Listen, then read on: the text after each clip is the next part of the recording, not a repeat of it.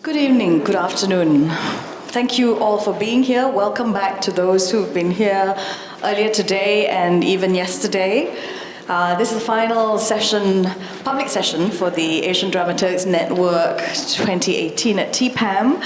And we are very, very happy to have for this panel, which is titled Artistic Direction as Thought Leadership, HIROMI herself, who we are very glad could join us, as well as BILQIS HIJJAS and Linda MAYASARI. My name is CHARLENE Rajendran, and I will be moderator provocateur for this session.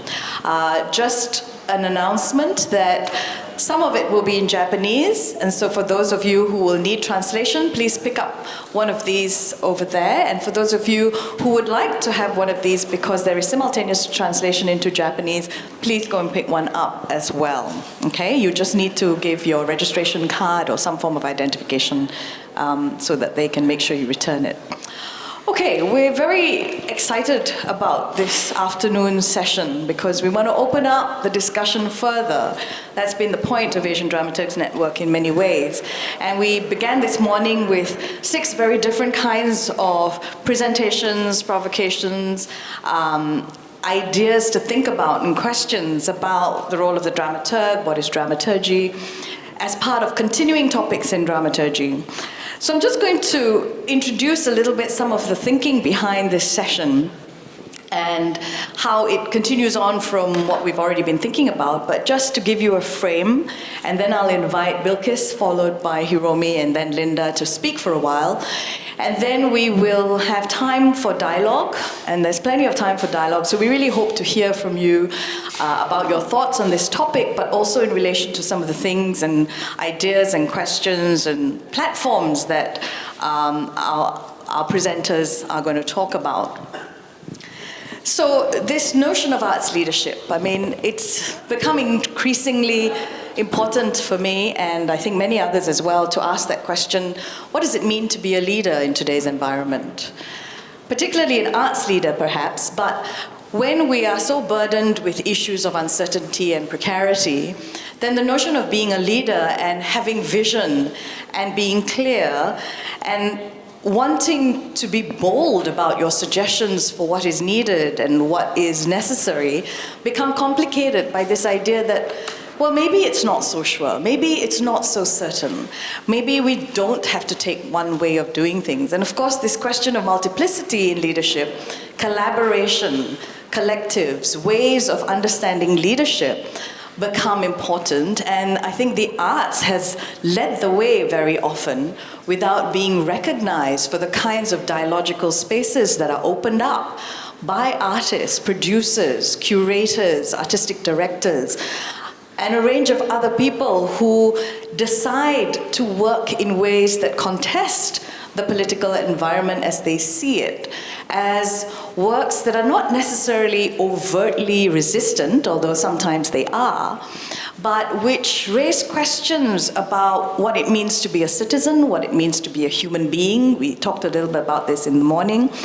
What it means to take on leadership without having to be this almighty, charismatic leader that still seems to garner a lot of attention, even if it's not very respectful attention, yet it attracts a certain kind of interest, and unhealthily so sometimes, I think.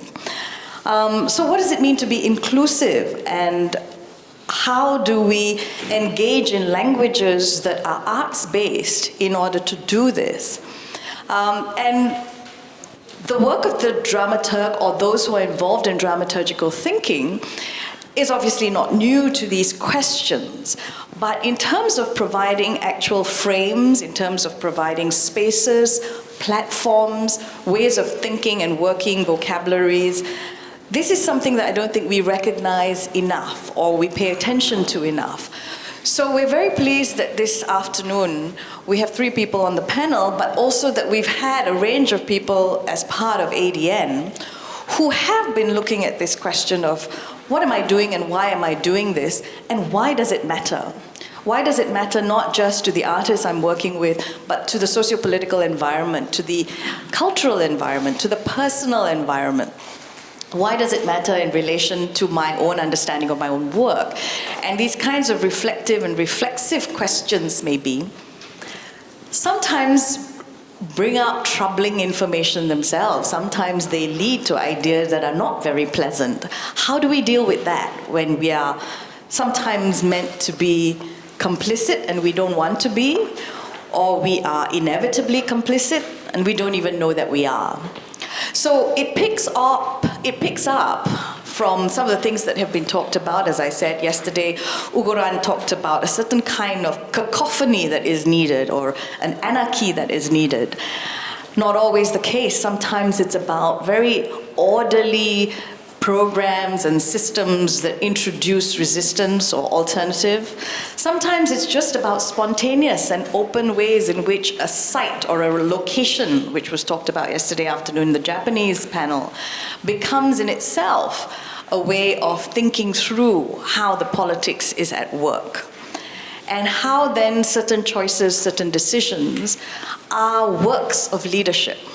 So we're not looking at these charismatic big names as leaders in our discussion today. We're looking at ways in which people like HIROMI, BILQIS, and Linda are taking on the work of providing platforms, spaces, thinking frames, ideas, challenges, and asking questions through these platforms and frameworks that challenge us all. So that's a kind of overarching frame that we invite you to participate in thinking through.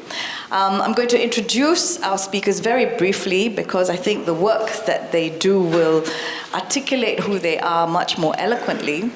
But nonetheless, BILQIS HIJJAS writes, produces, performs, and teaches about dance in Kuala Lumpur, Malaysia.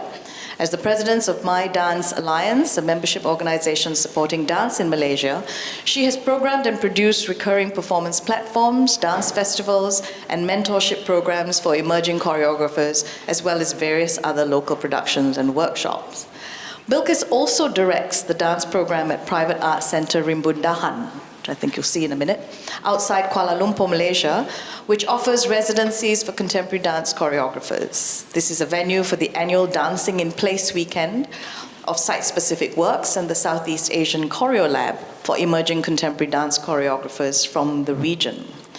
BILQIS teaches lectures in dance criticism and performing arts theory at University Malaya, and she runs something called Critics Republic, an online platform for written criticism of Malaysian art, which seeks to encourage critical discussion among the audience.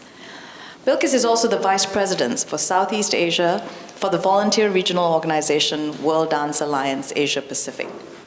So she continues to build bridges and negotiate between various communities in the art-making, dance-making world. Linda Mayasari is director at Chumeti Institute for Art and Society, as well as an associate curatorial assistant for the Indonesia Dance Festival. She's currently completing a master's program in religious and cultural studies at Sanata Dharma University, while pursuing personal research and writing exploration at the intersections of art, politics, and post-colonialism in Indonesia. Occasionally, she works collaboratively with artists from various fields, particularly dance and visual art, to produce independent research-based projects. For those of you who were there this morning, she kindly translated for us as well. And last but by no means least, HIROMI MARUOKA is the president of the Japan Center Pacific Basin Arts Communication Park and director of the Performing Arts Meeting in Yokohama, where we all are, TPAM. HIROMI provides opportunities to connect people with people and people with places, both at home and overseas. In 2003, she set up the Post-Mainstream Performing Arts Festival to bring foreign productions to Japan.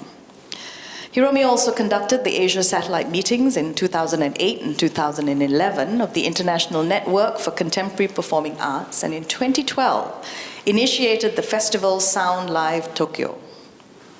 She's vice president of Open Network for Performing Arts Management, or ONPAM, and also one of the founders. So I think just the range of things that our panelists do and think about is so full of options and ideas and potential. Thank you again for being here, and we're going to start with you, BILQIS. Thank you. Thank you very much, Charlene. And thank you very much for the Asian Dramaturgs Network for inviting me, and always to TPAM for the wonderful hospitality.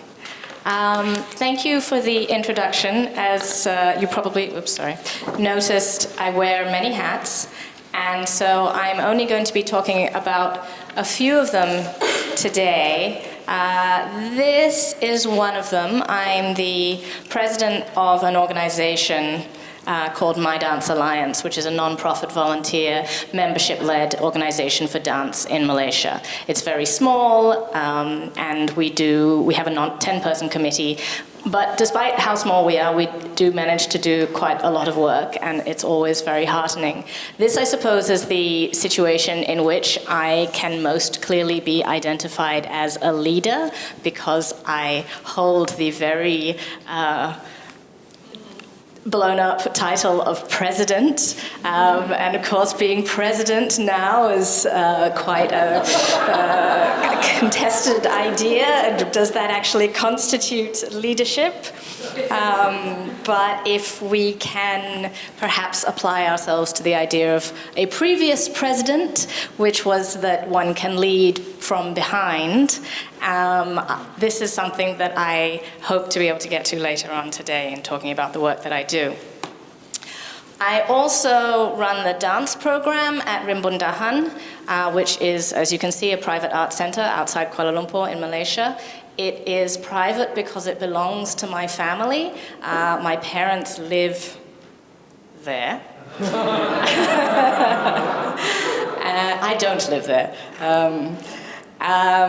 So obviously I'm incredibly privileged to be able to both have this space and have the capacity to be able to run arts programs in that space. Most of the other programs that are run there are residencies, mostly for visual artists, but it is very flexible. If you want to know more about it, obviously there's the website. And I want to talk to you about two particular projects that I've been working on. One of them is the Southeast Asian Choreo Lab, which I've been running since 2014, which is a project that brings together 14 emerging contemporary dance choreographers from the Southeast Asian region for a 9-day residential workshop together at Rimbundahan, led by an international facilitator. This photo is from 2015. I'm using 2015 because it's the only one that I have photos of on the internet. So you can see them all there having fun in our studio. And that, on the side, you may recognize as Arco Renz, who was mentioned earlier today as a dramaturg. So he was, in 2015, our international facilitator. And this points to the way that this project is run. In fact, the only way that this project can be run, it is funded by money from international cultural agencies. Malaysia, as you may know, or you will quickly know, has almost no funding for the arts, and certainly has no reliable, recurring, application-based funding for the arts in any way, shape, or form. But the international cultural organizations do, and they tend to be both extremely active and extremely generous in their work in Malaysia. And so we work extremely frequently with Japan Foundation, Goethe Institute, the British Council, and other international organizations. And it is incredibly rare to find an artist of any standing in Malaysia who has not at some point worked with a German artist or a Japanese artist for these reasons. So the way that the Choreo Lab is run, every year I approach a different cultural organization and find an established choreographer to be partner, to be the facilitator. And then I ask the cultural organization for money for food, which in Malaysia is very cheap. And then all of the choreographers, it's an open call, and then we go through and we select 14 choreographers. All of the choreographers pay for their own flights to Malaysia. And once they arrive in Malaysia, we provide them with accommodation at Rimbundahan and all of the activities happen at Rimbundahan, and then I use the money to buy food, and we eat, and then the international organization funds the facilitator, and they teach or facilitate, and that's how we roll. And it wouldn't be possible to do this without the involvement of the international cultural organizations because of the way that because if you follow the money, that's how it works.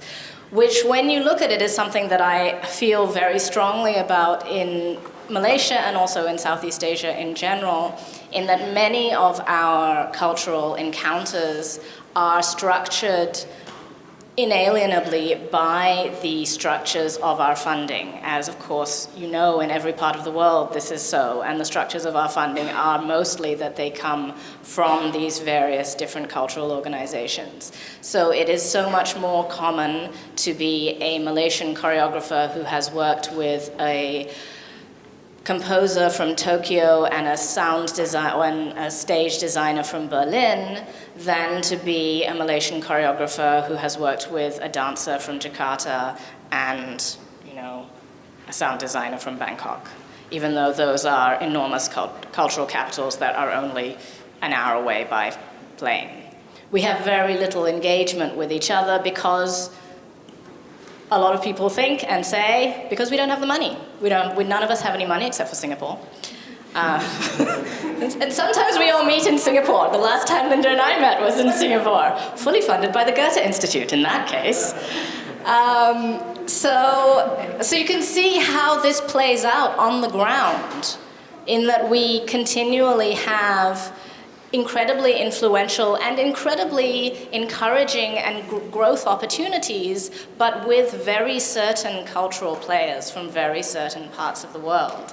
So my intention with the Choreo Lab was to try and slightly disrupt this pattern by also using the pattern as it exists. And I think this is something that we have to think about doing, how we are both complicit in the terms of power and how we also strategically negotiate that in order to achieve perhaps slightly different outcomes. So half of the day during the Choreo Lab is spent with the choreographers, the participants, leading their own sessions about their own arts practice with each other. And then we have some days where they go on trips into the city and learn other things. But my intention for the Choreo Lab is that it is as much as, if not the most important thing, for the choreographers just to meet each other than for them to learn from the expert who comes from Japan or Australia or the UK or Germany. And I think this is also one of the main things that they take away from the project, is this experience of having met and suddenly becoming energized by the idea that there are other people out there like me who are excited by dance like me, who are not that far away, and gosh, we could do something together. Everyone leaves the Choreo Lab with this great feeling like, yeah, we're gonna work together, and then 2 years out, nothing ever happens because there's no money. So this year I felt like I would try to do a development project leading on from the Choreo Lab. We've now done the Choreo Lab 3 times, so we have an alumni group of 45 people, many of whom are extremely interesting members of the regional contemporary dance community. This dude, you may recognize if you go out into the lobby. He's got the video in the corner as a interview with him. Buta from Hanoi. And then who else can we see? There are lots of people in there. There's Isa Hokson. So I wanted to bring them together to actually work with each other and to actually do more things than just make nice friends and then go home, which is also good, and also I'm fully in support of. So I run an annual site-specific dance event called Dancing in Place, which I've run since 2009, off and on. at Rimbundahan, where people come and make short works, and then we open it for free to the general public. People come in and watch. So I invited the alumni of the Choreolab to self-propose their own groups of people that they had met at Choreolab or from the list of alumni that they wanted to work with, and then invited them to come back, spend 5 days working in the space, and then present what they wanted to present or not, as just an initial, toe in the water kind of engagement with each other, which actually gently presses towards product. I guess this is where the idea of, or my responsibility as a dramaturg comes in. I offered to provide light dramaturgical support because there were 5 groups of them and I couldn't really provide heavy dramaturgical support by myself. But it ended up that most of the dramaturgical support they provided to each other. So they were rehearsing during the day, and then in the evening we would go out and we would eat together, and they would talk about their works to each other, and then invite the choreographers from the other groups to come and see their rehearsal in the morning and give them feedback and tell them what they thought. And this, so in the end I did extremely light dramaturgy, basically just sort of talking them through the sites and the way the audience was likely to react and that kind of thing. But they dramaturged each other, which was an outcome that I didn't predict in the beginning, but which I think worked extremely well. And I think this, first of all, allowing the artists to choose their own collaborators so that you're not forcing them into a situation where they're collaborating with people that they don't know. Putting them in a kind of easy win situation where there is not that much pressure on what comes out of it. We haven't poured a huge amount of money into this project. Again, they paid for themselves to come to Rimbundahan to be part of this project. I, again, just had to front the money. Had to front the money for the food. It's very important to feed your choreographers as much as possible. Surely you all know this. And then to allow them to make their own decisions about whether or not they create something that they want to present. One of the groups came up to me halfway through and said, "Oh, we don't know that we'll have anything." I was like, "That's fine. You don't have to have anything." As an actual first step where you can afford to fail, and also it's very short. 5 days. Doesn't go well, group implodes, you hate each other by the end, doesn't matter. You're fine. Surprisingly, they all came out with these beautiful pieces, some of which there are photos of here. This is Siko Setianto from Indonesia and Al Bernard Garcia from the Philippines in a duet that they made. But I think it wasn't my intent for them to necessarily come out with work. This is Onil Tasman from Indonesia working with Chai Vivan from Malaysia. That's the doghouse that they're in. There are no dogs in it at that moment.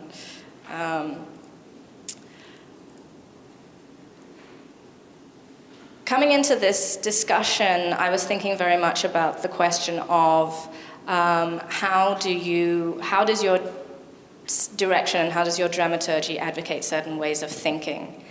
And I think the ways of thinking that I'm trying to privilege are, first of all, a feeling of flexibility and adaptivity and self-sufficiency. Don't think that just because you don't have the money, you can't do it. Or don't think because of the way that funding structures are structured, you always have to make things exactly according to what those funding structures want. Secondly, I guess I would like to advocate for the values of the local, the values of personal networks, of creating webs of personal obligation, which are much more proximate to you rather than going halfway across the globe to what are, let's face it, our former colonial masters. And the fact that we are still having our cultural organizations and our cultural products largely dictated by funding provided by our former colonial masters, I think is incredibly disturbing and something that we really have to think about, something that we have to strategize around, something that we have to choose to negotiate. Also, I think it's important to think about the idea of engaging with the market and how we are working with artists themselves. I mean, I'm more of a producer than anything else, and so I think in terms of logistics and I think in terms of money. And you've heard me mention money many times in this, this very short presentation. But I think also, how am I complicit in enforcing a kind of oppression upon artists who I'm not paying? None of these artists were paid. They did not receive an honorarium. They received nothing. They received food. They had to pay for their own flight. I didn't, I gave them absolutely nothing. The entire project of 16 international artists and 2 days of performance with 300 audience members, which was all took part over 10 days, cost me $1,700 US in cash. Cost me, because that doesn't take into account all of their unpaid labor and how much they paid to be there. So despite the sort of rah-rahness of self-sufficiency, it's self-sufficiency at what cost? Yes, we get these beautiful works out of them, but which they look dead. But, this is perhaps, maybe this is the most sustainable model, or maybe it's a totally unsustainable model, maybe it's a totally unfair model, and I think we need to think about that. Is my time up? Yes, thank you. Thank you.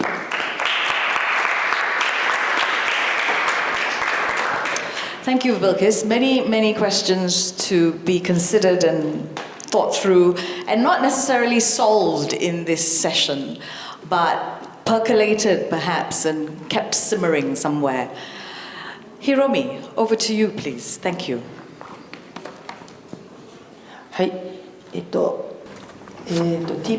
TPAM. I'm the director. I'm MARUOKA Hiromi. In this session, thank you for inviting me, Charlene. I appreciate all of you, especially this ADN session. Thank you for doing it for 2 years in a row at TPAM. Artistic direction as thought leadership. All panelists are female, women. Charlene, ADN, how we have great thought leadership has been proven already, I believe, with our presence. We had a beautiful presentation by BILQIS, and with a lot of good pictures. I will be presenting up TPAM, so you're here. So no pictures for my presentation, if that's okay.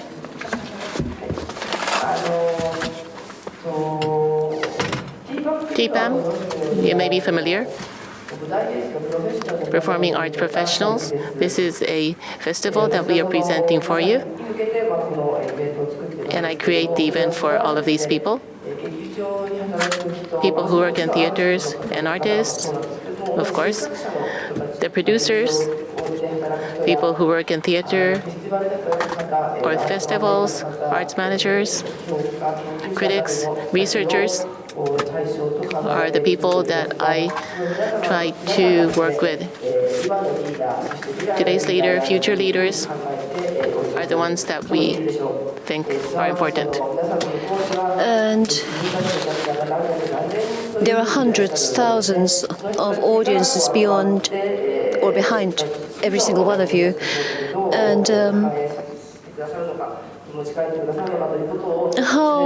what they experience at TPAM is going to be fed back into their local ecosystems and their local events is what I always try to think about when I'm working on creating TPAM together with my team. It's difficult to think about where to start from, but the basic premise is whether it's publicly funded or not,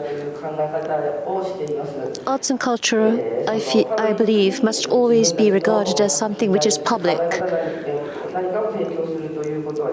for the public sphere. Making work, providing it to the public sphere means that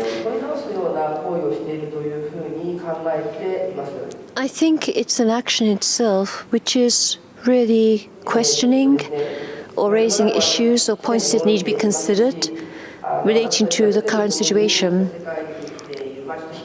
The world and our societies always continue to change, we are always going to be caught in double binds and paradoxes, which sounds pessimistic, I know, but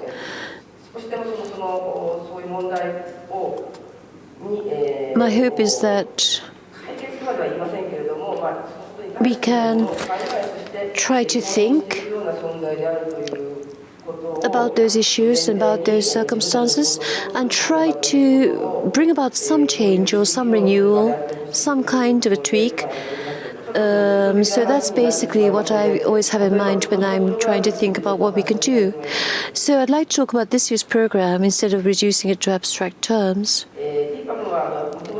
TPAM started out as a market. We now call ourselves a meeting. When we were a performing arts market, of course, we're thinking about selling our product. We wanted people to pick up what we were creating. And we still have that aspect, of course, because we're talking about new opportunities, new places where the work can be shown. But at the same time, our value systems and our ways of thinking need to be always reaffirmed and also to be revisited, I think, because there are so many dramatic and momentous changes occurring in terms of what we hold dear.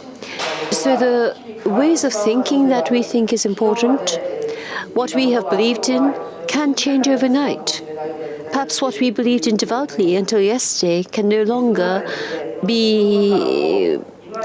We can no longer believe in that just the space of one day. At the same time, perhaps we could look at questioning what we had previously regarded as being absolutely worthless or what we had continued to be a negative. I think we're trying to prepare for that. It's very difficult to explain about everything, and we have a full female panelist. Have you seen the Kuja hair work, which is a solo show created with a Korean woman? It's one of those works which doesn't really shout out its present. And this was directed by Kuja Hong, who's from South Korea. It's one woman talking about her own life. An actress who's not very well off.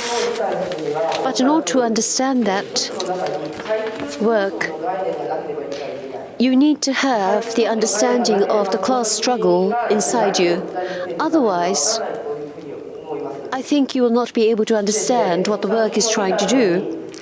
And after seeing that work, people probably will have discussions about whether it was a good work or not. And then by discussing what you have, what the other has, what we each possess, I think our ways of thinking will undergo a change.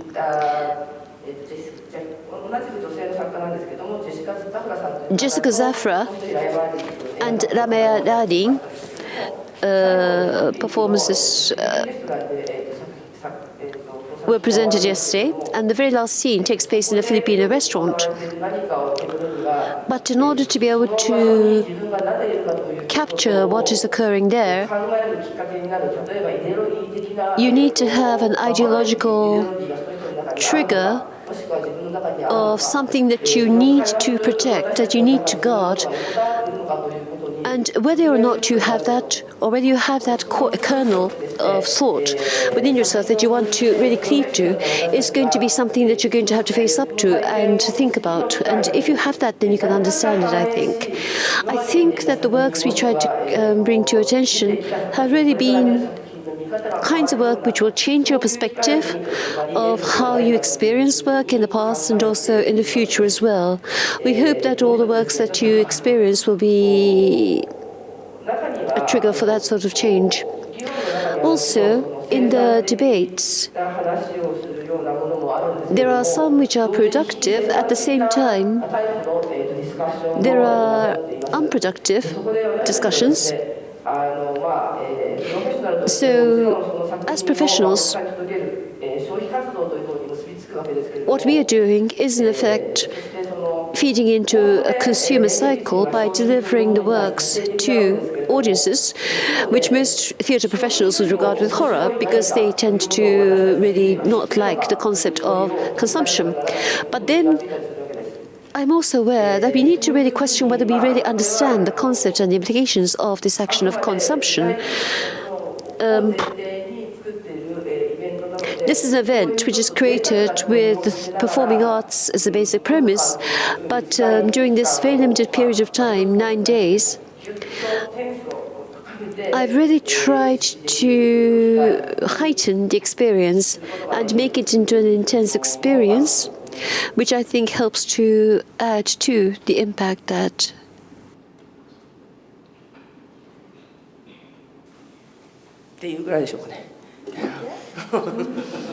Thank you very much. Thank you very, very much, Hiromi, because that takes us into another way of thinking about consumption. I mean, BILQIS talked about food, and that's one kind of consumption.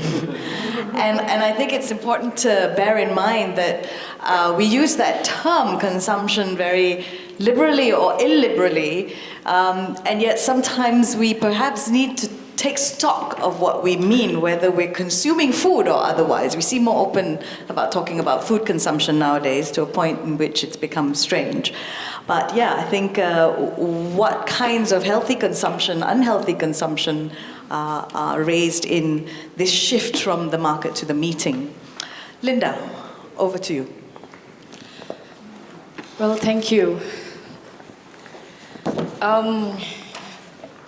Well, actually, this is very hard for me to carry on these themes as leaderships, because as long as I'm working in art scenes, both visual art and also performing art, I never put myself in a certain positions, hierarchy, and or even call myself as a leaders. But I mostly working organically, collectively. Both even as I initiating something and then people come and join, or I also following and as supporting systems for other people's initiative. I think that's also because of the cultural backgrounds where I'm coming from in Yogyakarta, and the social capitals, if we very, very important aspects for artists to struggle and to survive. So here I would like to delivering my reflections related to these themes. Maybe it will be a bit abstract or pessimistic, but I hope then we can elaborate it in the discussion. So,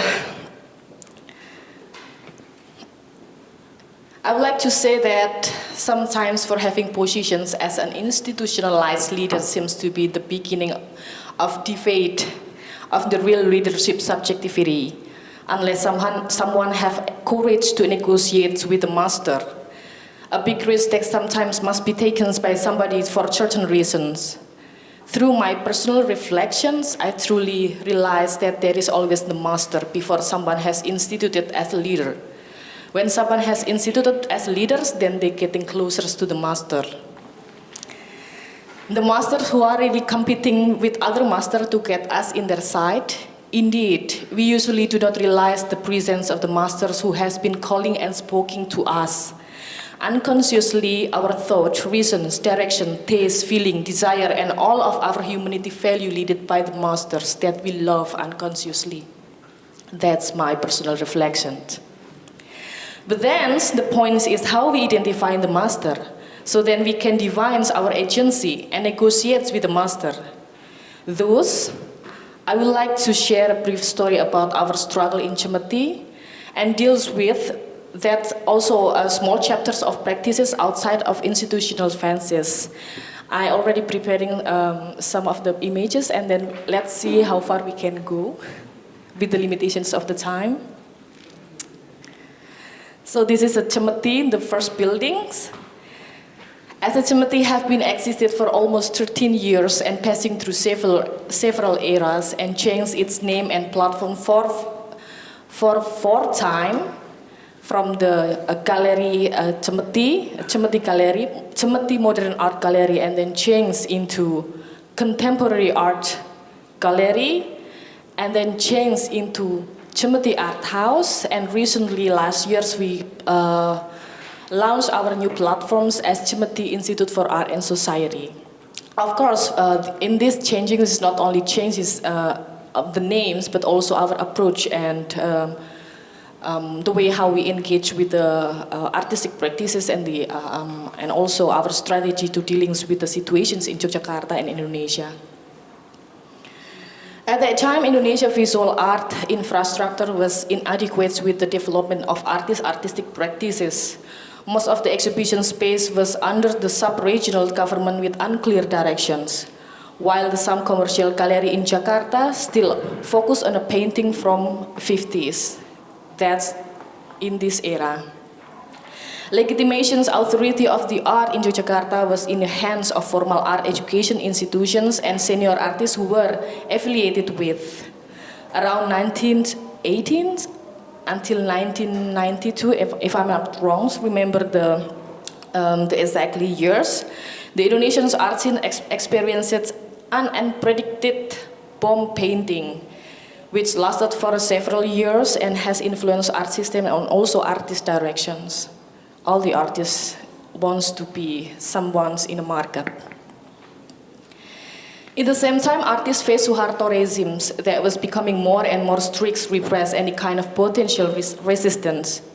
Additionally, the social-political conflict related to the Communist Party in Indonesia has contributed the impression at the numbers of leading artists and strict censorship for various mass media and media for public expression. In that situations, the young artists tend to be critical. They were looking at what's happening, learning from it, respond and develop projects relevant to this condition while struggling to survive their life in terms of literary, economic and social life. I have to note that there was a criticism addressing both aesthetic hegemony within the art scene and also social-political situation in Indonesia long before Cemeti exists. We can call it Persagi, Pipa, Gerakan Seni Rupa Baru, the new art movements, and so on.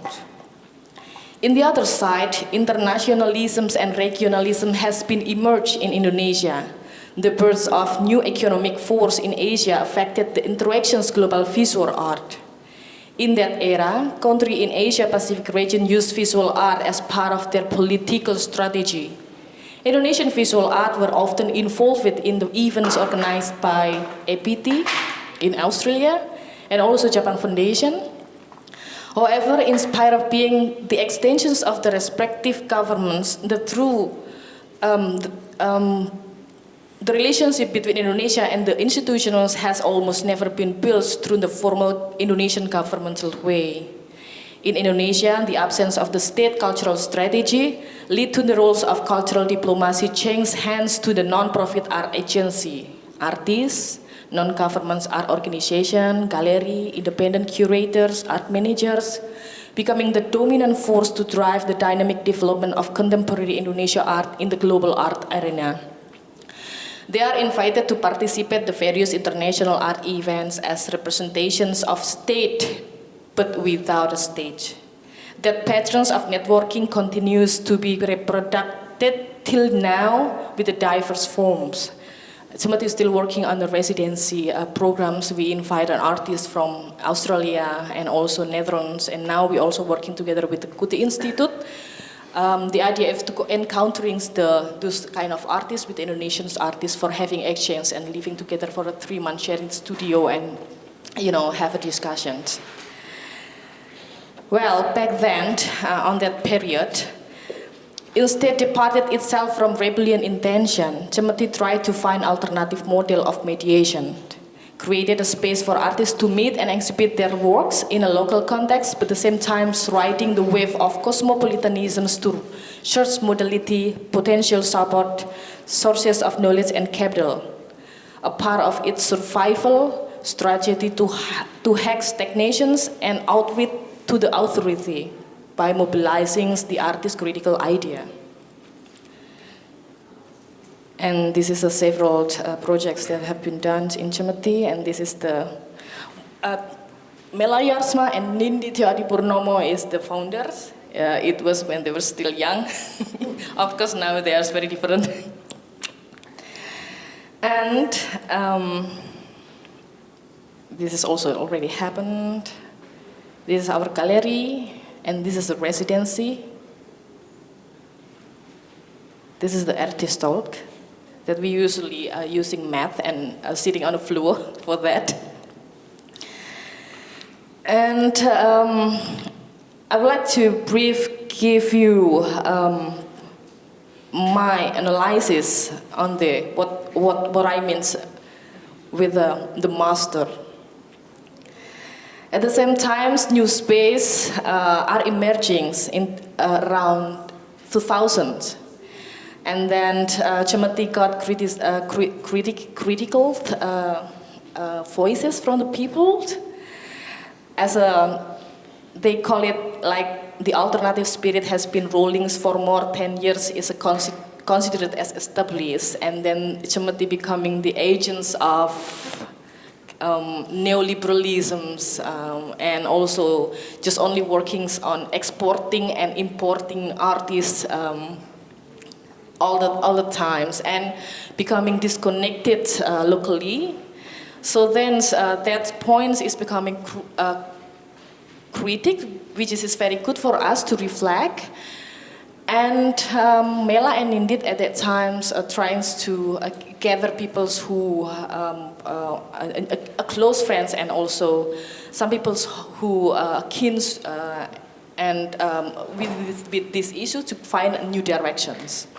And then they changed the platforms into Chemati Art House. And against the criticisms also happened against during our celebrations of 15 years, and then finally they decided to not only focusing on the exhibitions and promoting the artists, but more into laboratory. Then why we then open residency as a mind project. The market paradigm changed drastically after the demands of the Indonesian painting increased rapidly in around 90s. Chemati then grew along with the international art market tastes that are found of the most actual social political artworks. Enin Supriyanto, one of the prominent curators in Indonesia, stated that in 1997 to 1998, such work represented the identity of Indonesia's contemporary art, the political art. The global art since then marked the practice of Indonesian art in general that is closely related to the social political issues and the notions of human rights. The acceptances for the global art toward the new Indonesian artwork present a new image of exotisms, from Moi Indie to the social political art. After the Reformation's era, life is no longer too turbulent. The common enemy has collapsed.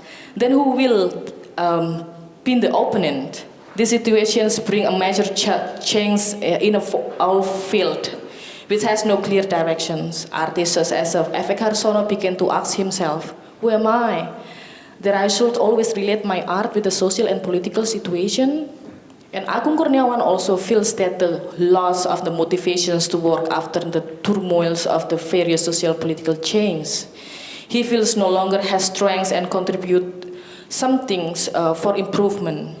Optimisms of the disseminations of the critical standpoint in our new environments as it was believed some years before it's now evaporated. This is a reflection he made, words that show his cynical standpoint toward the social political themes work that turned out to be the target of the curator from the contemporary art institution in Europe, America, and Japan. And Agung thinks that the critical sound that should drive the change is nothing more than a commodity to the global contemporary art scene. For the chapters of historical note of Chemati, we can see that the authority of the power relations and state and also in art system has changed. Then the cosmopolitanism and international has been occupied the master position. But the market has transformed into another shape and still becoming one of the master till today, of course. As the world has becoming more complex and difficult for us to identify between reality and fictional identity, I want to deliver some questions for all of us. Do we really a leader, at least for ourselves? Or actually we are an institutionalized leader who is led by the certain principal master? What is the master who's lead us in our context now? Or do we really courage to negotiate with the master? If yes, then how? That's my brief reflections. And do we still have a time? Okay. That's just only a brief image, just to give you the imaginations what we did and how our space is. And I would like to continue briefly to the things that I call as institutions and managerialisms as the master for me now, as one of the Chemti staff. I've been working in Chemti for 8 years. That institutions has well accumulated capital in terms of cultural, symbolic, social, and also economical from the global and Indonesia art scene for long time. Therefore, I would like to say that all the capital doesn't guarantee social and cultural impact in every step we take as a cultural agency. When we are get attracted with the comfort zones and won't be moved forward, then that's the means of the ends of ourselves as an agency and also as institutions. The managerial systems as a master within the institution sometimes make me helpless to do some things that I think is very urgent, has to do now, like now. Sometimes I have to do some things outside of the institutional fences. Then I take a multiple strategy dealing with my responsibility and commitment with the institution, but keep trying for not being co-opted by that. As this far, I have found that myself did two kinds of strategy to fight my concerns. First of all, to engage with other institutions or initiations in a particular involvement, such as Indonesian dance festivals, because I also working there now together with Taufik Darwis as a associate curator assistant. And then I also will host ADN in Yogyakarta, which is also this platform is interesting for me. And in these negotiations, if I can manage to also connect it with Chemti, I will be very happy. But if not, then I will do it by myself. Experimenting, and the second thing is experimenting and testing out the idea outside of institutional fans. For example, this is a small things that I've been done. My independent research, this is the last research that I've done about the first institutionalized residency in Yogyakarta. We can talk more about this maybe after I finish this. And also SPASI, this is a study group of art history and cultural practices. Since there is no educational platforms on art history and curatorials in Yogyakarta, we think that we need to navigate and develop our practice. We create our own study platform, formulate a curriculum, study method collectively. We are 13 people, consists of curator, artists, and researchers and art managers who are freelancer and or affiliated with a certain institutions. We get together every 2 weeks after working hour nomadically. Sometimes in Chemti and sometimes we using IVA, Indonesia Visual Art Archive space or something in someone's house. Move all the time. And the group member take turns presenting the reading material or observations upon a matter related to the artistic or curatorial practice and continue with the discussions. And this is, I call it as think tank partnership for performing art artist collective. This is also part of my concerns about an alternative economy and support system because we face the same problems. There is no funding body, it's very limited.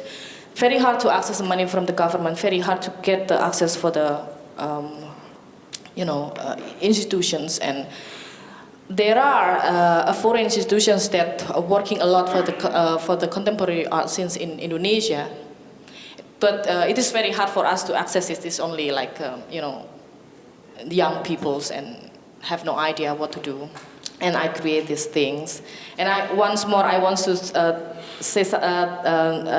make a small description about these things. The alternative economy support systems that I made with the 8 studio in Yogyakarta. The idea is how to get the money and distribute the sources among the artists. So we make a garage sales for the overlap materials for a stage, or even old costumes or whatever related to the stage, with a consignment system. And then I also involved with some of the artists who coming from other backgrounds, like a visual art artist. I asked them help to donate, not money, but their drawing, and then we create like merchandising, and then we sell it. Something like this. And then it's helped a lot for the small project, mini projects, and then the artists can adjust the financials and also get a little support from these things. Thank you. Thank you. There's really a lot, and I'm going to ask you to join me in a round of applause for the speakers already, because partly Hiromi has to leave at 3:30, and we should give her applause now, because otherwise she'll leave in the middle of discussion. But we really do have time for discussion, and I'm going to start the ball rolling, because I hope that will lead to time for you to think through what the speakers have said, and then ask your own questions or make your own comment. But I was just about to sort of think, okay, Linda's not going to talk about funding and this idea of consumption and food, but then she ended with garage sale. So here we are back again, dealing with the pragmatic questions of how art is made, unmade, distributed, supported, clarified, thought about, critiqued, etc. But also responding, as all three speakers have said, to the changes that they aspire towards and want to advocate, shifting from simply allowing people to come together and talk together to wanting to actually shape, and this is a word that Janice used this morning, Janice Poon, that the role of the dramaturg, in her view, is to be involved in a shaping process. And here I think we see some very clear shaping processes, not overt shaping where you literally take the mold or the clay and mold it in the way that you want, but by making things available, by making things possible, by making food possible, by making performances possible, by making change in terms of the kinds of willingness to say, okay, we might just stop here and finish with this and start something else. So I want to ask the three panelists, if they would, to talk about then what you do when you have an ethical dilemma. You talked about fighting your conscience, and you talked about wanting things to be different because of the complicities that we are involved in. And Hiromi, you talked about how in shifting from market to meeting, there's a shift of values as well that you want to bring into the discussion and into the concepts and into the experience, if I may say, of what this public sphere means, and that the public sphere is not just commodified in simple terms. So if you can speak a little bit about that, and I'm going to ask Hiromi to begin, if you may, about what you do, what you think about, what kinds of processes you go through, if you can share with us.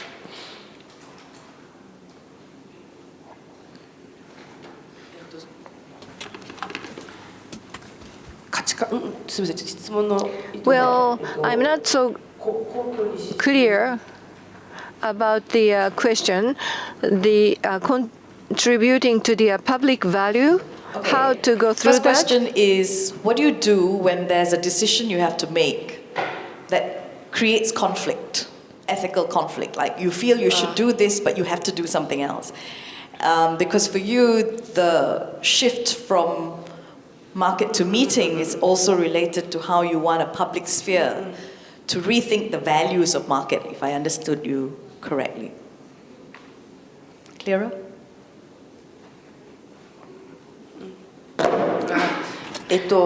Yes. まあ、その倫理にもとるようなことを Something してないわけじゃ unethical ないですけど、まあ、そのボリューム would not be the choice, but it may be related to the degree of how unethical it is. But fortunately, there was no big conflict. I have never encountered the decision making which forced me to go against my ethical value. But when you are managing this kind of project, there are two facets, two phases. One is to pursue your idea, and then by doing so, you may develop, you may grow. And the other one, the other work you have to do is to survive. You have to make yourself survive, and in order to make it happen, sometimes you need to make some compromise. It can happen, but this is for the purpose of survival. But in order to make sure that we protect the core value, we may sacrifice the other lesser values. For example, contributing to the public value or to change from market to meeting. For the PPAM at that time, it was logical. And consequently, we found that it was not our decision. We only responded to what TPAM members wanted to go.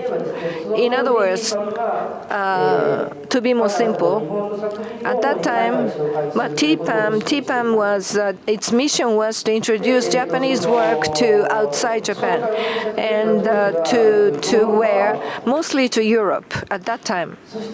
And then contemporary performing art players, they came to see the market, but they hated market. The participants wanted something else, not the market, and just we responded to their desire, and that's why we changed from market to meeting. I'm not sure if I'm answering your question very positively, but that was what happening.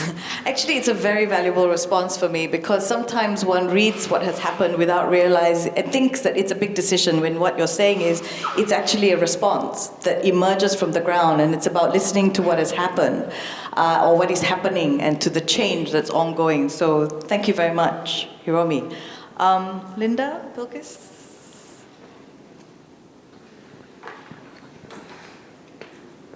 On the contrary, I feel like I've had to deal with many ethical dilemmas and often made the wrong decisions. And they are dilemmas perhaps because there are no right decisions that can be made. And I think, as Hiromi says, perhaps they are dilemmas because you're balancing two ethical values, and in the end you have to choose one over the other. And because you're in a position where you're forced to make a choice. We could go back to this idea of funding. Do you take the money? This is something that I think about very frequently, especially in Malaysia, where when there is any funding, it is necessarily somewhat tainted. One of our major funders of especially dance is Saimdabi Corporation, which is an enormous corporation in Malaysia, and as some of you may know, is probably responsible, the most major player responsible for deforestation due to palm oil plantations in the world, and probably one day we'll all die from it. But Saimdabi gives a lot of money to the arts, and when you take Saimdabi's money, then you know that you are helping with that greenwash. When you take our Prime Minister's money, our Prime Minister, who is the most corrupt autocrat, not autocrat maybe, but the most corrupt political leader in the world in terms of absolute dollar terms, when you take his money or the money that he has earmarked for the arts, does that make you complicit in his regime? Or when you take Goethe Institute's money, or when you take Japan Foundation's money, does it make you complicit in the expansion of particular geopolitical soft power in the region? And so you're constantly I constantly feel like I'm wrestling with these ethical problems, and I've taken the money quite a lot. And then do you feel like a total sellout? Yes, sometimes you do.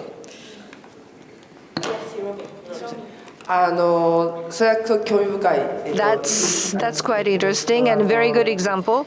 Yes, thank you. That's quite interesting. Very, very good example. 2011 in TPAM, discussion like that did take place.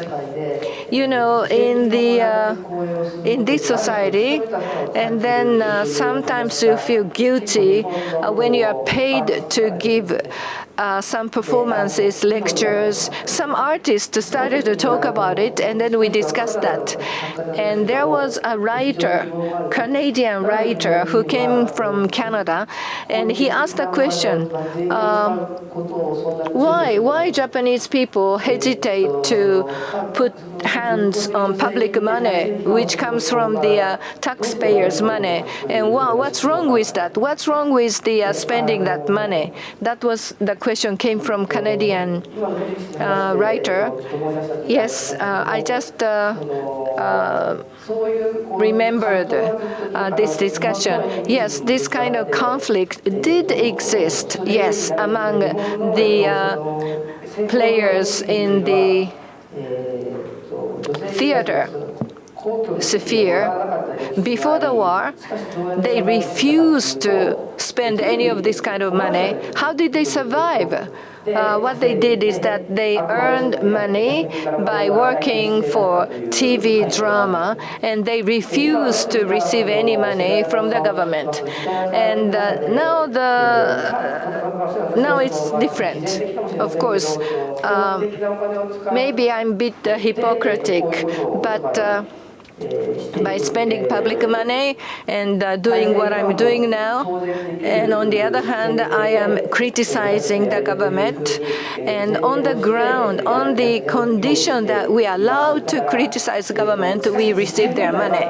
But actually,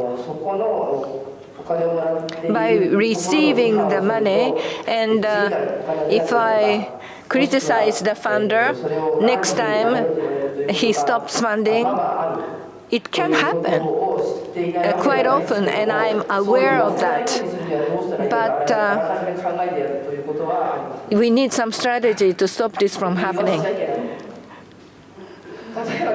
For example, particularly in the when I started focus on Asian activities, I feel this very keenly. For example, I criticize the government sometimes, and then by making some strategies of stopping them from criticizing our work. We do need some strategies. Yeah. I want to share, I just remember that, when I was fighting really hard with Nindityo in 2013, when we have our celebration in 25 years. We want to do young curator forums, and there is no funding from other place, like international funding is very hard to access, and at the times, and because we got a lot of money from Dutch governments, and then they have a financial regulations, and then they cut off the money for the culture and art. And then I prepare myself to make approachments to the local governments. And then Nindit's really angry, because then I just know that for 25 years, Chemeti never get any money from the government. And I was like, what? And it's like, it's very dilemmatic for me. in one other hand, it's maybe the ideological strategies in terms of economic, but in the other hand, the regime has changed, you know, the situations, the conditions, political situation conditions has changed. As a young generations, then I see that this is the time for us to engage with the government because that's the public money. With the corruption, blah, blah, blah, it's better that we access it. Indeed, this is not for us. This is for the public programs. So, you know, this kind of things, oh my God. And then finally he agreed. How did you persuade him? Can you remember? 2 months, right? But I think this is part of it, isn't it? That it takes time, and it sometimes is only in hindsight that you recall, or you're talking about a conversation, Hiromi, that happened in 2011 that you recall now that perhaps triggered this, that, and the other, and a range of ways in which you talked about you may have made different choices in hindsight, but that idea earlier, Taufik talked about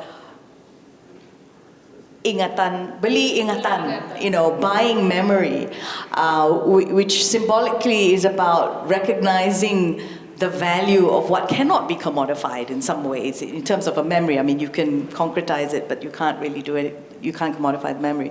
But what this means to recognize its value in your knowledges and in how you then now respond or choose to respond.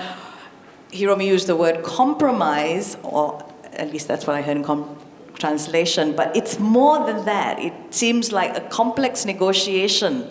I'm going to borrow a term from scholar Baz Kershaw. He talks about radical inflection in terms of how the politics and performance works. And this idea of an inflection, that it's a slight change. It's not a major, big change sometimes. It's just a radical inflection that leads to something else, and then something else, and something else. So, Hiromi, you wanted to say something? Okay. A lot to think about, a lot to respond to. There is loads of time for the floor to raise more questions, and I include in that the panelists asking each other questions. I mean, that's part of the process of the dialogue as well. So if you have any questions, please raise your hand, because we are recording the session. We will bring a mic to you. Yes, there is a hand already, please. Hello, thank you very much. My name is June. I'm a producer from Malaysia. I really enjoyed listening to you guys, and actually I felt that we were talking a lot about structures and frames and mechanisms. And then I grew actually increasingly confused with the discussion, because it then became a question, artistic direction as thought leadership. But initially I felt it was a statement. So I think to maybe kind of address my confusion is a really fundamental question, is the three of you, and I see you as actually really powerhouses, do you see yourself as thought leaders? And if not, if you feel uncomfortable about that, why?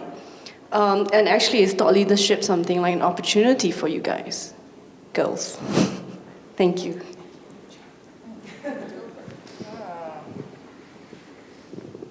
I don't think I would articulate myself as a thought leader, as I also don't articulate myself as a dramaturg, usually. I would like to think of myself as an action leader, in that I hope that the projects that I do can inspire more projects in a similar direction, working regionally, working towards a regional audience rather than an international audience, incorporating perhaps sometimes overt political dissent. So I offer these things as, I guess, leading by example through action, but I don't think of myself as leading necessarily through thought. Maybe I don't think enough. So do I. I feel it's really funny when if I call myself a leader, you know, like, because I feel in Indonesia we're overwhelmed with this kind of terms, you know, leaderships. Everybody wants to be leaders. Everybody wants to have a glory. Everybody wants to have a power upon other people's, you know. So overwhelmed, and I prefer to, you know, like working organically. Of course, sometimes there has to be like structures and positions, but if you call me as the director of Cemeti Institute for Arts and Society, the director title is not a title error for me. That's just the names of responsibility that I already agreed to take. That's my point. You know, like for examples, when I'm working with the artist, this is small things. I'm working with a visual artist for his solo show. I'm mostly doing a curatorial practices. And when we want to put my names in the publication, so, oh, Sarah, I called you as a curator here? No, it's too mainstream. Because his projects about looking for the agency of the religions and how the spirituality operates in the society, then what about if you call me as a spiritual tour agency? And the other projects, when I now starting with one choreographer from Bali and visual art artist from Jakarta, because the idea is about the death and they plans to make an alternative funeral ceremony, then I put myself as a funeral master ceremony rather than instead of curators. So you know, I really like to jugglings and playings among this kind of structures and jargons and institutionalized titles and whatever. And I enjoy to do that. Make me free, make me relax, make me focus, and can do many things that I have to do. Hiromi? 私はPARC という NPO called PARC. I'm the director. So, as a representative of this organization, I need to be a leader, I guess. Ethically, I should be leading. That part I am leader, yes. When I do TPAM,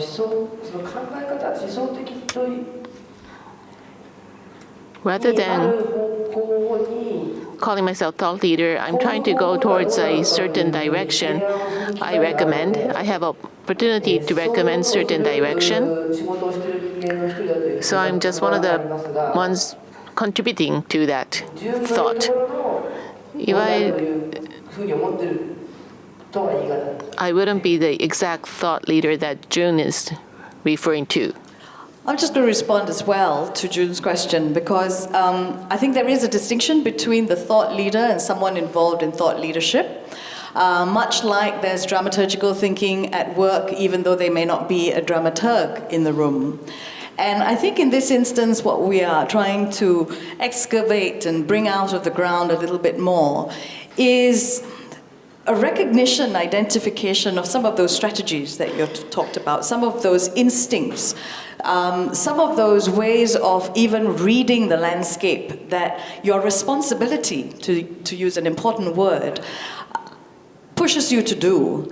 And when this kind of work is left implicit, tacit, and not sufficiently recognized, I think we lose something. So the idea of a thought leader is slightly different for me from being involved in thought leadership. And I think that one can of course refuse to be associated with thought leadership, and that's something that, I'm not going to dispute. But I think it's just one of my curiosities, and I think it's something that has made me think about this a little bit more. What is it that creates impact? This is a word that's used a lot now, whether you're doing research or whatever, because of this wretched KPI that plagues the lives of so many people in so many different industries, right? Key performance indicators.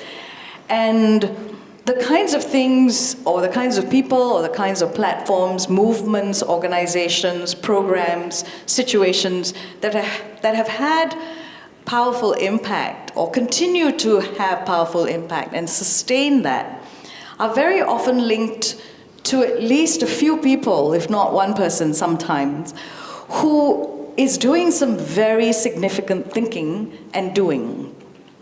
For me, that's leadership.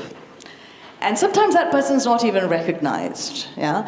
But that is a gap that I think is important to fill. Because that kind of thinking is profound knowledge, insight, that needs to be unpacked, but also needs to be demystified. It didn't happen by magic. Such that if this person is no longer there, and for me sustainability is an important question in this, if this person's no longer there, what are the skills and strategies that can then be shared across other people for the work to continue, for new work to continue, for the kinds of changes that you've talked about to emerge? So I think that for me is part of where your contribution in this panel, but also on a day-to-day basis, as with other people in the room, invokes deep questions about how we talk about it, and what we don't know enough about is my question. Other questions, please. Oh, yes, of course. I think it's interesting listening to Linda and Hiromi's response and then thinking about my own, and noticing our discomfort with adopting this label of ourselves as leaders. And I wonder if, you can put a positive spin on that and think that our ducking the label is somehow an example of resistance against a sense of very established hierarchy in which you have the master. Or perhaps because, and I often think this, because it is some vestige of the fact that we are all Asian women, and we are uncomfortable claiming a position of leadership and labeling ourselves as leaders. And I think this is perhaps not a small thing in this conversation.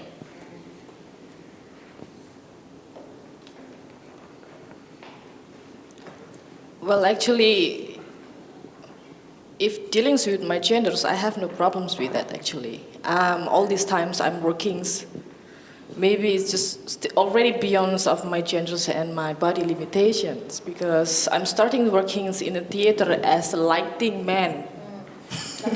Ugo. I'm working as a crew. So then this kind of thing is, maybe it's like a stereotyping that, oh, Japanese woman, patriarchal, blah, blah, blah. Sometimes that is a construct, like something constructed by something that outside of you, and if you agree, then you becomes what they want. But I prove it into my practices that I already have no idea with that. My concerns about why I'm not really telling myself as a leader, even as I have a certain positions in institutional level, it's just because I already overwhelmed with the power games and power contestations in my country. Everybody wants to be leader. Everybody wants to have a power upon other people, But then the only things is they just only be there. We have no visions. We have no heart to other peoples, and wider society. So I think now it's this time for us to recontextualize what does leadership means in our context and our situations, which is very diverse, of course, in Asia. June, you wanted to respond back? So I just want to say thank you for your responses, and I just want to say I think you're all mad because you are clearly thought leaders for me. The people who read your blog as a dance critic, people who are on your platform, Hiromi, and people who listen to you, CHARLENE. I mean, you're all mad because you're clearly thought leaders to me. Thank you.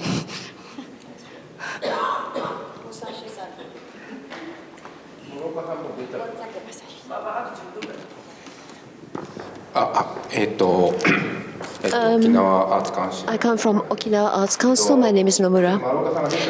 Hiromi has to leave, I understand, so I've got another question that I have to ask her beforehand.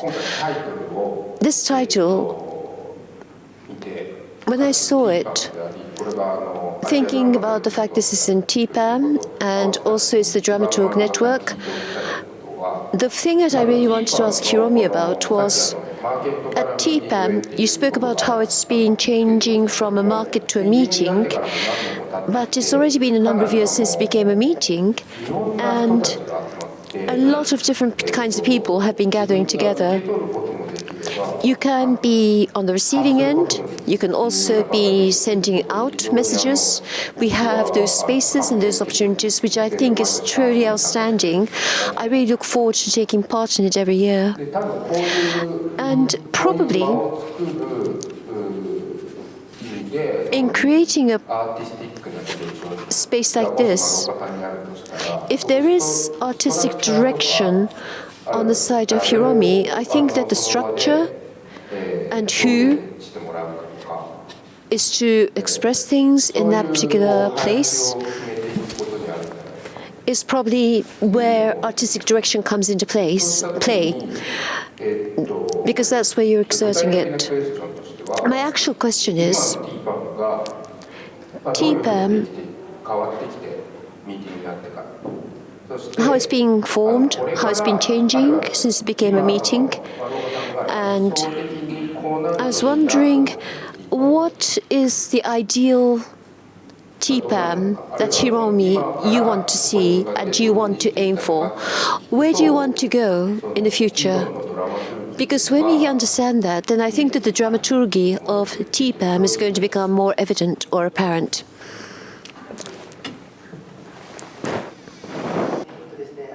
Well, I can talk about the past, particularly when we change from a market to a meeting.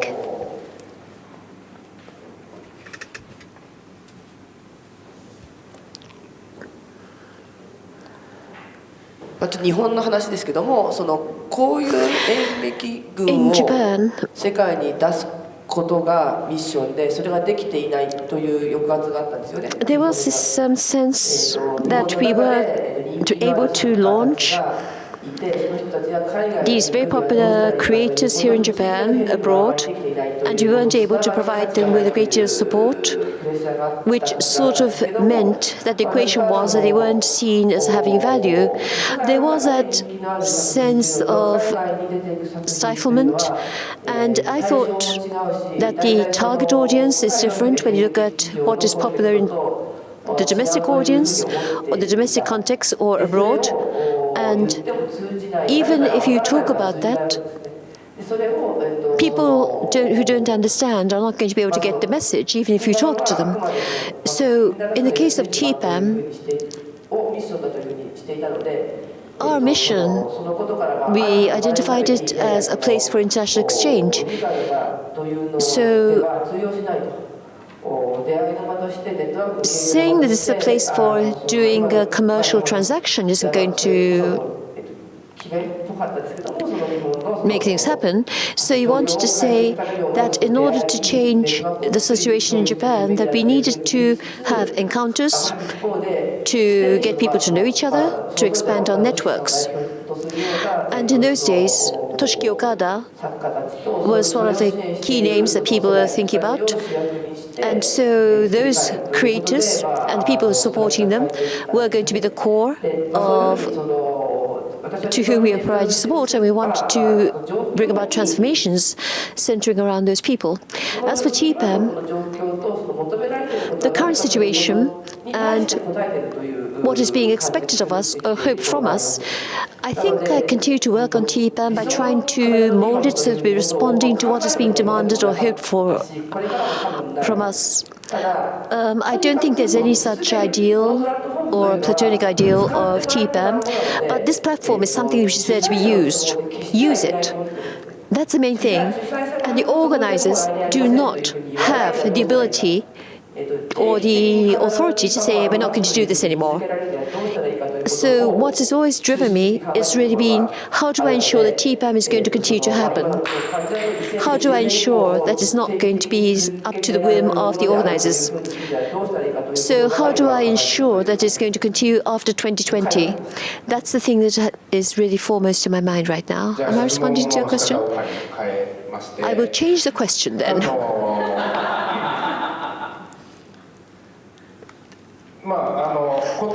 Now this year, what did you change from last year? Next year, what are you going to change? How about that question?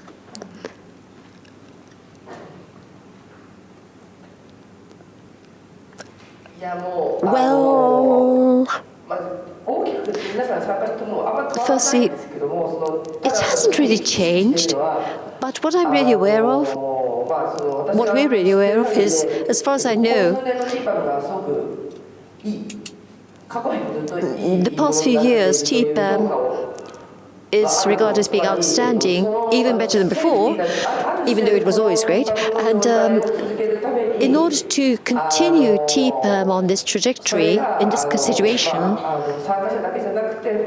it's not just upon the participants to, I think it's necessary for other people, in addition to the participants, to be able to perceive TPAM in this way.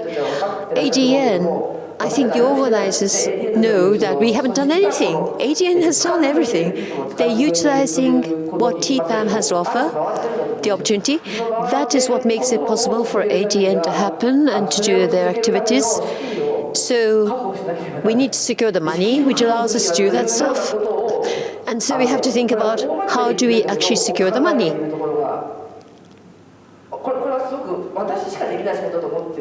I think this is something that only I can do. Building the content is really important.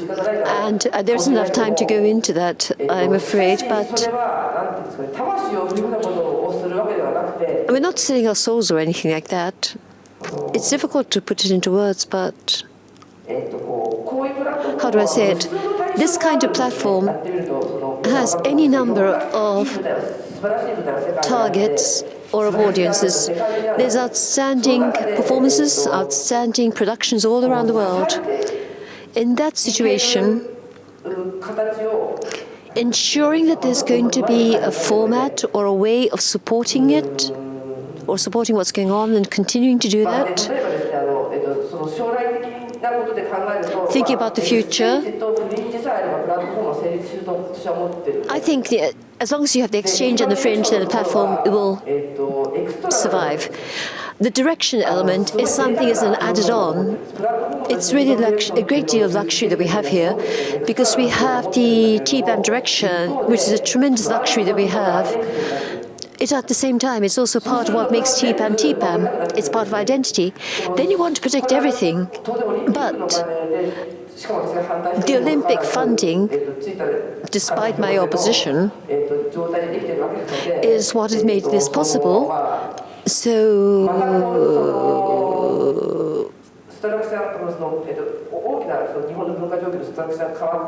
when the situation surrounding cultural policy in Japan changes, I need to think about how we can ensure it's going to be sustained. If we could ideally have the participants sustaining the momentum, which will continue to take us forward and bring us forward, then I think that will give us a possibility. For example, we think that the registration is really pretty low, but we have a very restricted list of people who are invited. Many people probably would assume that they would get invitations, but the list of invitees, or the people who are on the invitations list, is very limited. The reason for that is that every bit that is paid actually supports this activity. It also provides us with the argument and logic for saying everybody chips in, which is what sustains the platform, which I think can also sustain our argument when we are on the side of funding and also supporting people. I'm sorry, it isn't very much. Thank you so much for being here. We realize you have to go. Please join me in thanking Hiromi for being here despite having so much on her plate. at the moment. And we do thank you for allowing ADN to be part of TPAM again. Thank you, Hiromi. Thank you so much. Thank you. Thank you. We have time for more questions, comments from the floor that can involve responses to what has been said and not just a new question necessarily. In relation to either the ideas that have been brought up by the speakers or your thoughts on these questions of dramaturgy, leadership, facilitation, structures, ethics, etc. If not, I will continue to ask the panelists questions, because I have more. BILQIS has a question. You have a mic. A couple of people have mentioned earlier the idea of succession, and I guess this is something that's inbuilt into the idea of leadership also, in that the sort of the best leader is the one who puts themselves out of a job by enabling other leaders to grow up and mushroom in their presence. So I would like to ask everybody, actually, about structures to do with succession that have worked in your arts community, because I think it's something that we're struggling with in the Malaysian arts community at the moment. Some organizations, and I guess I would hasten to say those organizations that tend to be more equitable, that tend to have flatter hierarchies, have managed to, or seem to be able to negotiate succession with greater success than those that depend upon the single charismatic leader. So how do we, especially if we might be the single charismatic leader, what do we do about that? Do you want to start? Or do you want to start, Linda? No one speakers? Does anybody want to respond? You've got to respond. Yeah. You're the succession. Yeah, I'm the succession. Well, of course, that's very hard. Very hard. Even I already working for 8 years in Chimati, it doesn't mean that I understand everything about that, the structures, the strategy, and the history behind, and so on. So it's like a double work for me, going forwards and going back, because to prepare some things for the futures or nowadays, sometimes we forget about the things that, about the connections between our idea and the platforms that we imagine and the audience, the publics that we imagine. Sometimes we think that, oh, it might be meaningful for the people, blah, blah, blah, but it not, you know. Because then we realize that we have a history, but the sphere outside is also rapidly changed. People who come to the gallery, and then the new curators comings, and then new artists emerge, and their practices is very different. And then we have now 2 curators from abroad, one from London and one from Netherlands. Both has very different practices and also concerns. And I, together with 2 other friends, as an old staff of Chimati, also has our own, attachments with these organizations. And then how then we are make ourselves empty, and then okay, this is our new page. But it doesn't mean that we forget about the history that we already have. It's just to make it easy, not being you are an old guy and I'm a newcomer. This kind of frictions always happens, but we can't deal with that. In the first encounter is very hard, because those kind of not only about the differences of the practices, but also the way how we imagine the public, and then as a local persons, I and 2 other friends always, remembering each other that, oh, you are of course we are a local, but it doesn't mean that we know our local context. So we have to build the knowledge together, and we have to elaborate our dreams, our concerns together as a team. Then we set up a working system organically. The initiative can come from everyone, not has to be always curators. Sometimes Dimas Maulana, the archivals and designs managers, wants to do some things, and then we elaborate among 5 of us, and then we agree, and other people's becoming a support system. And if I have some things, and then other people's will have this kind of circle actually. So from the distance, of course, Chamati institutions, very old, very established, but in the insides is very, we really trying to be more organic and elaborative. I think another thing, if I can just add, is even the word succession, I don't know the etymology, but somehow it's probably linked to success, I guess. Which means that there's no place for failure. And yet what Chamati is telling us, what Linda is telling us about what's happening in Chamati, is that there is room for failure so that there's adaptability, flexibility, and the possibility of an ending not being a failure. So it's almost like the logic has to shift. It's like dramaturgically, if there are options, and I think Jay Lee was talking about this earlier today, if you allow for things to happen in an exploratory, experimental laboratory process, like with your choreo lab in a way, then if nothing comes out of it, that's not necessarily a failure, because the nothing is a productive nothing, we hope. Or it has come as a result of a process. And so how to think through those inflections, those ways of reviewing the notion of success and succession. Sustainability has a slightly different notion, right? Because succession suggests legacy that you now bestow upon somebody else, and then off you go with your legacy to fulfill the demands of legacy. And would it have made a difference if our title today was Artistic Facilitation as Thought Facilitation? And then what would have happened? I mean, how would we have spoken to it? Because I take on BILQIS's point about a certain idea of the Asian female not wanting to assert leadership or being a leader. Not that there aren't any, of course that there are, you know, historically they have been for a long time. But as part of a resistant, subversive, alternative politic, is there a need to then find different ways of articulating it? So I think these are questions that are emerging in the process. Any other comments or questions from the audience? Because we don't have to continue until 4:30. We can have more time for coffee and tea. Yes, and there's two, one at the back and one in front.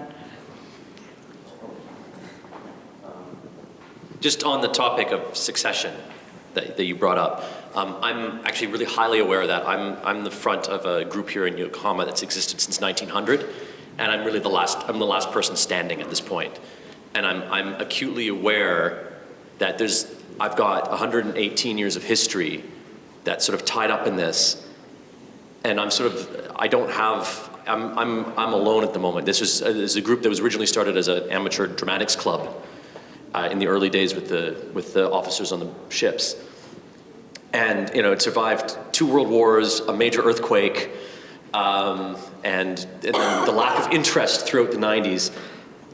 And there's a sense of like, yeah, it's actually something that keeps me awake sometimes at night, and not through any kind of sense of my own legacy, but the legacy of this group and the responsibility I have for that on some level. Although it doesn't really even impact my work for that group, but I'm always, I would feel really awful if I was the last person to let the ball drop.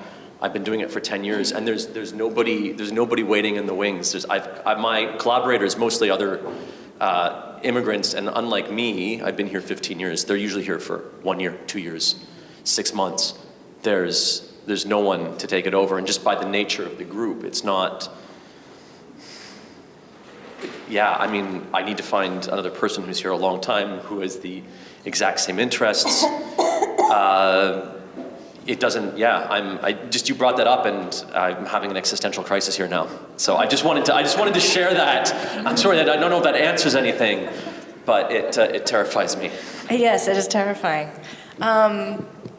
Not many of us have the double bind of being responsible for 118 years of history of an organization, and I wouldn't ever want that. But Jean-Baptiste Joly, who some of you may know, he runs the residency program at Schloss Solitude, and has been, I think, doing so for 40 years, if I'm not wrong, once told me something which I have held very close to my heart, that it's okay if it dies. That maybe it's okay. That doesn't necessarily have to be even, I mean, you're in a slightly different position from most of us, but maybe it doesn't have to go on. And maybe part of the succession is that it may have fed its purpose and be done, and maybe there's no need for whatever it was anymore. And then you're just sort of responsible for archiving, which is in itself kind of terrifying. But also the idea that Linda was saying about, you take on this new responsibility, and then how do you deal with it, and how do you work with other people, and you allow this kind of organic system to emerge. And I've been thinking about that a lot, especially from the Southeast Asian perspective, that where we're the ones who live in the nice warm South, and it's things are easy there and work slower, right? That's the stereotype. But in a way, it's true. We are perhaps culturally we're given towards a certain degree of flexibility and non-commitment, and so we don't embrace rigid structures in the same kind of way. And I think it's important to think about allowing an organic way of relating just to emerge or not emerge, maybe. And I was thinking about that with my project and in how the dramaturgy worked, or kind of didn't from my point of view. I didn't do any dramaturgy in the end, in allowing an emergent dramaturgical form. We were talking in that process, because it was a collaborative process, a lot about what are the structures of collaboration. How do you collaborate? And there were some people who had really structured processes for collaborating, and you have this many minutes, and then I have this many minutes, and it's all very, and then some people just went arm in arm off into the shrubbery and came back with a dance. And with no process, and that was sort of emergent collaboration, and so maybe we can have emergent dramaturgy, and maybe we can have emergent succession or sustainability. I don't know. Hello. Just following on again on succession, and a bit on what you've said now about maybe it's okay if it dies. My name is Rusera Sidal. I'm from Johannesburg in South Africa, and I think I wonder if succession is maybe maybe there's other things that we can consider. So in my region, my office is in Johannesburg, but we work in the Southern African region, and there's really a lot of similarities. There's a lot of independent projects or collectives or companies that operate in similar conditions of really no funding, little to no funding, mostly no funding, no infrastructure, and then you have what forms is where you have people who are the drive, who are the infrastructure, people who are the resources, who are the input. And so I think it's quite right to say that funding and infrastructure doesn't exist, but it exists in this very different form. It's really human.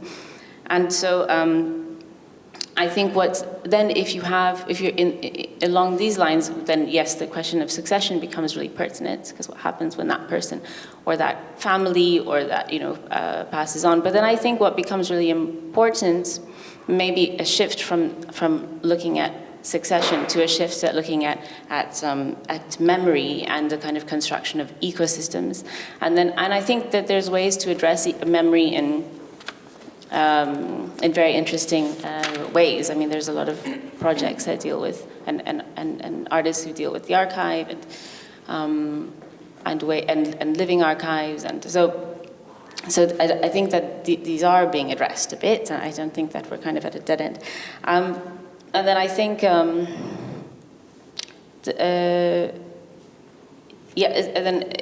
then also the maintaining of relationships is another way. So if you when you have these what could be considered as precarious organizations or structures, that because they're kind of sitting very heavily on an individual, what you forget though is that the individual is able to do what they do because they are in relationship with many individuals. So if there is a kind of there is a structure that does exist beyond the person, and that holds the person and enables them as another way to kind of look at what succession does. And then just the last thing, I think, I mean, from what Hiromi was saying when she, just at this last point around the question that came from there, I think she was saying that what she's trying to do is to, in being responsive to what is being needed, is that I think she's saying that TPAM needs to continue to be relevant, and that it needs to have participants who are invested in it. That's what I got. I might be wrong, and I thought that's really clever, and that's also a strategy for sustainability or succession or having your project move forward. And I think that this is the first year that TPAM's invited African participants, and I think that's precisely an example of that. You are growing your network. You are having more people being from other networks. Developing relationships, becoming more invested, you have a greater pool of participants, and I think it's really clever and another way of dealing with this. Thank you very much. Yes, Ugor. Hi, I'm Ugo, and I really like the whole conversation, and as to a point that we are talking about succession now, because I'm seeing Chemati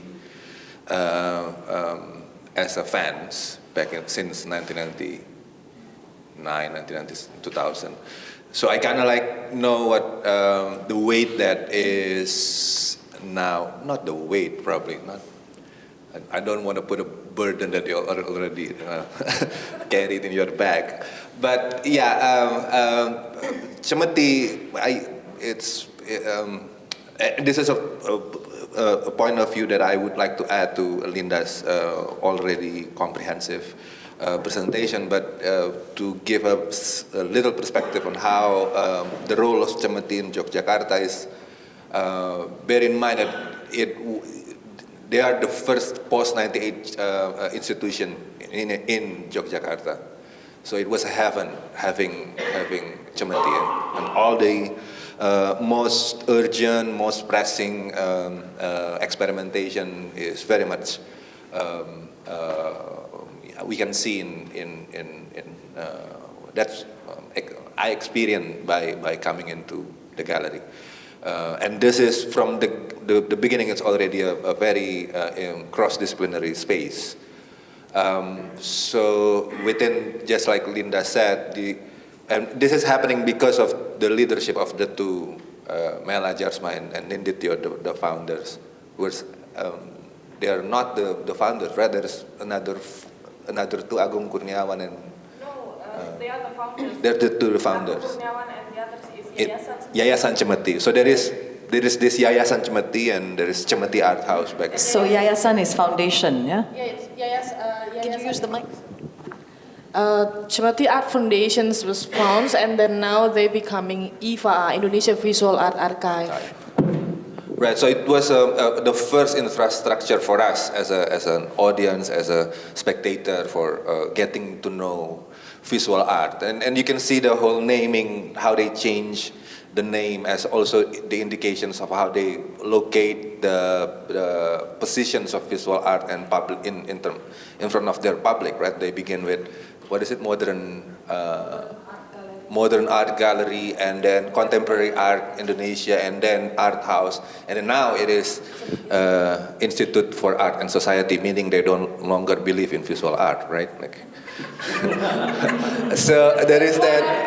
That's what happened.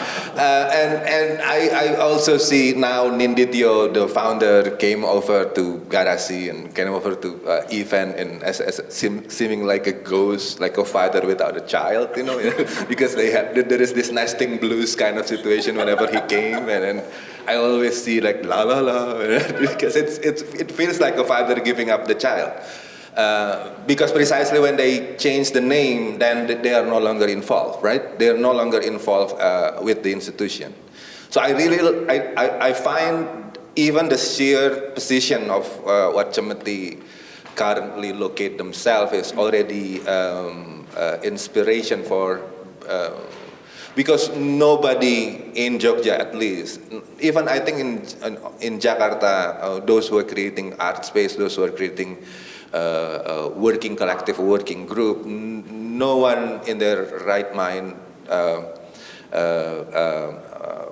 not looking at Cemeti. I mean, Cemeti is a point of reference, right? They are a thought leadership in terms of, as an institution, right? That they are the point of reference. And therefore, it is also a point of reference on how to regenerate, that's the point. That I think they are successful in not using that old word, right? They are not succeeding. They don't have succession. They don't regenerate because it's totally. They are not implanting their idea to the next generation because they are not even involved in the framework of Cemeti today. So it is not a regeneration. It is not a succession. It is not a reborn kind of situation. It is just. Yeah, it is just take this away and occupy. Yeah, like being occupied by the next generation, reclaimed by history, so to speak. It is a institution that not willing to die is easy, right? Because then your memory is intact, right? But they are not. They are just give it away, like just give it away, like, and then let the next person take it to whatever corner they. I think it is really brave. Aside of Nindityo coming around and singing the nesting blues, but it is a very brave and inspiring. I think inspiring because like what is it? 25 years institution. Wow, give it up. Like that's really cool. Yeah, it raises the question, what's precious and what's worth giving up? Because sometimes we're so associating what's precious as something that has to be preserved and kept intact, when actually its value is in its capacity to dissolve, like the phoenix in a way, and many other mythical creatures that, in order to give life, they have to die in some kind of dramatic, tragic way. Are there any other questions or comments? If not, please join me in thanking Linda, BILQIS, and HIROMI, and thank you all.